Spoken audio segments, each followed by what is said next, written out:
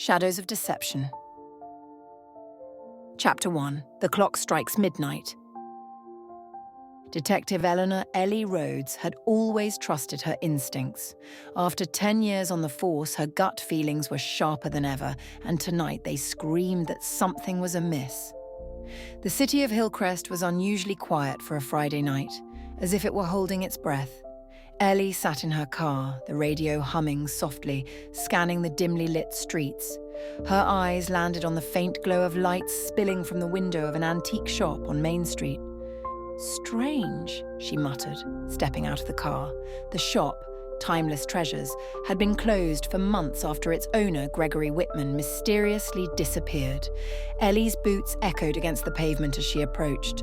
The air was thick with the scent of rain, and thunder rumbled in the distance. Pushing the door open, she was greeted by the sharp smell of dust and varnish. The shop was cluttered with relics from another era, grandfather clocks, gilded mirrors, and porcelain dolls with unblinking eyes. At the back of the shop, a shadow moved. "Police, show yourself!" Ellie's voice was firm, her hand hovering near her holster. The shadow froze, then bolted toward a side door. Ellie pursued, weaving through narrow aisles, knocking over an ornate candelabra in the process. She reached the door just as it slammed shut. Throwing it open, she stepped into an alley, her flashlight cutting through the darkness. But the alley was empty, save for a single object on the ground. A silver pocket watch, its face cracked, and a piece of paper tucked inside. Ellie unfolded the note, her brow furrowing at the hastily scrawled words. "The past holds the key.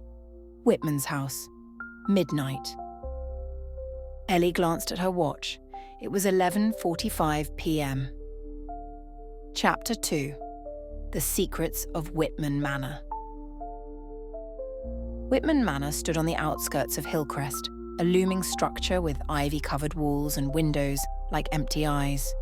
Ellie parked at the edge of the overgrown driveway and took a moment to steady her breath.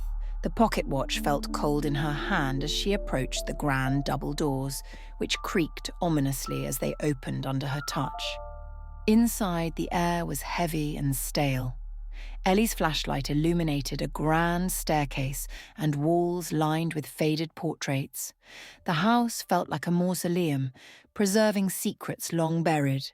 She moved cautiously, her boots crunching against debris scattered across the floor. A faint sound caught her attention, a rhythmic ticking coming from the library. Pushing open the door, Ellie found herself surrounded by towering bookshelves and a massive fireplace. In the center of the room stood a desk, its surface cluttered with papers, maps, and an old phonograph. But what drew her attention was the clock on the mantelpiece, its hands moving backward. Suddenly, the phonograph crackled to life, and a distorted voice filled the room.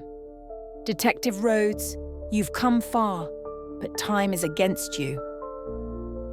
Ellie's blood ran cold. "Who are you?" she demanded, spinning around, but the room was empty. The voice continued. "Oh no!" Whitman discovered something he shouldn't have. The truth lies beneath. Tick-tock, detective. The clock struck midnight, and a hidden panel in the wall slid open, revealing a spiral staircase descending into darkness. Ellie hesitated only for a moment before drawing her gun and flashlight, descending into the unknown. Chapter 3. The Hidden Chamber. The staircase led to a dimly lit chamber, its walls lined with shelves of old documents and strange artifacts. In the center of the room was a table with an open journal, its pages filled with notes and diagrams. Ellie recognized Whitman's handwriting. "The Timekeeper Society," one page read. "Guardians of secrets too powerful for the world to know." Ellie's flashlight flickered and she felt a presence behind her. She turned sharply, her gun raised, but it was only a figure in a cloak, its face hidden by a hood. "Detective Rhodes," the figure said, its voice distorted by a voice modulator. "You should have stayed away." "Who are you?" Ellie demanded. "What happened to Whitman?" The figure stepped closer. "Whitman got too close to the truth. The society couldn't allow that. Neither can we allow you to interfere." Ellie's finger tightened on the trigger. "Step back." The figure hesitated, then threw a smoke bomb to the ground. Ellie coughed, her vision obscured, and when the smoke cleared, the figure was gone.